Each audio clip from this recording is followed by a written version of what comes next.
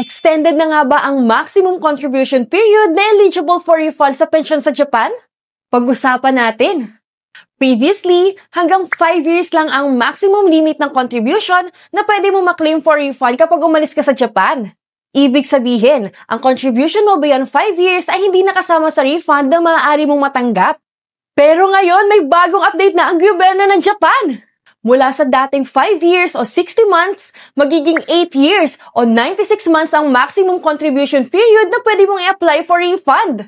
Malaking balita ito, lalo na sa mga working visa dito sa Japan na limitado lang ang years of stay sa Japan. Mas malaki ang refund amount na maaari mong makuha kung sakaling ma-decidean mong umuwi na ng Pilipinas. Ito pa ang isang important update. Para ma-qualify ka sa one-time Nenking refund, kailangan mong umalis sa Japan permanently. Wala ka dapat re-enter permito kahit anong dokumento na nagpapakita na babalik ka pa sa Japan.